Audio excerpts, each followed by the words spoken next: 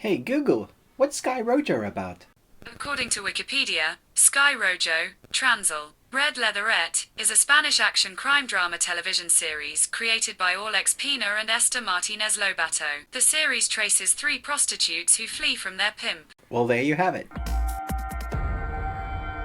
Welcome to the River Tuesday. We are reviewing all content that drops on Netflix as much as we can, as soon as we can, especially on Friday. Today's Friday, and today we have Sky Rojo. There are 8 episodes. They're about 25 minutes to 30 minutes a piece. It's from the producers of Money Heist, or Casa de Papel. It was one of the reasons why I wanted to watch this. I was interested in it. I saw the trailer and I thought, yeah, okay, that looks interesting. I should say, first and foremost, that it's an 18 for a reason. There is lots of nudity, there's lots of violence, and there's lots of swearing, there's lots of drug usage. Is probably why I got the 18 for injections and injecting, and you see all that. So if you're easily offended or there's some things that trigger you, you may want to avoid that. The episodes themselves are quite short, which I really liked. It's quite easy to get through, and the way it looks, cinematography wise, it's very frenetic. The editing and the score and the soundtrack all kind of play a part together to bring us a really like a high tensioned octane, almost like an action adventure. But underneath the belly of it is pretty dark throughout throughout all 8 episodes, which is why I quite like the fact that occasionally there would be humor in the way that certain people died or the way they talked about what was going on. You have this narration that kind of flows throughout the 8 episodes that kind of help you understand the backstories of the characters or why they're doing certain things or why they're doing the way they're doing. And this story definitely has something to say about the sex slaves trade industry, prostitutes in general, how people get there. You know, it's very aware of the story it's telling, and it's very much the heroes are the females in this series.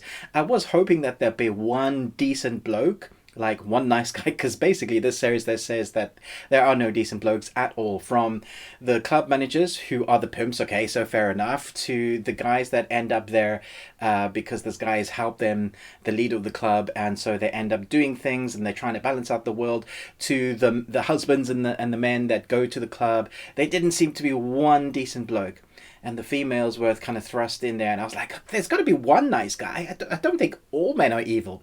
Okay, so that's my ranting about that in a whole. I actually thought it was very good for the most part. I think it could have been 6 episodes instead of 8, because the story is much more it's much less complicated than I thought that it was going to be. I was really hoping that there was going to be some sort of big twist reveal. I thought maybe the main protagonist, female that seems to focus on it, she might have been an undercover FBI agent or something and she was going to take them down. But really, this is just the story, a sort of Thelma and Louise story where we have our 3 female protagonists. They come from different walks of life, and a lot of the story kind of centers on their backstory. So you get to know them. So about midway through the season, you're really understanding what makes them tick.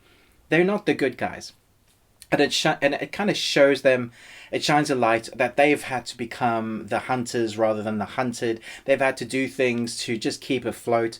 It's not black and white, good guys versus bad guys. It's people are complicated and how people get to their part in their life. It shows that quite well. But you are definitely on our 3 main female protagonists' side because of the stuff that they've had to do sexually. It bounces back like so they're on the move. It's basically a chase series where they're trying to escape their lives in prostitution, and the guys from the club are after them. And so we have this kind of a coyote. It's even mentioned in the series, a coyote sort of chase, and they even have this dialogue where coyote must be a hermaphrodite or a female because she always gets away, sort of thing.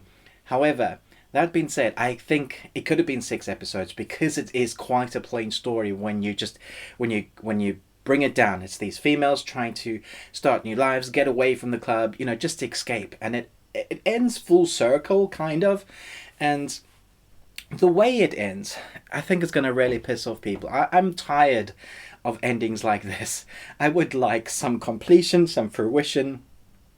It's a cliffhanger, but it's a doozy of one. And I've seen a few Netflix series actually do this, and then we never even get a sequel. There was one, I think, about the nun, where it literally ended halfway through like a fight, like a literally a sword stab, and it ended there. And I was like, you got to be joking. And then it was cancelled, and I was like, you're joking. Recently, we had an anime, I think it dropped yesterday. Again, fight sequence halfway through.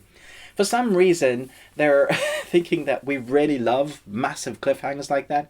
Yes, if it's episode by episode, then we can wait a week and be like, oh, that really heightens the tension.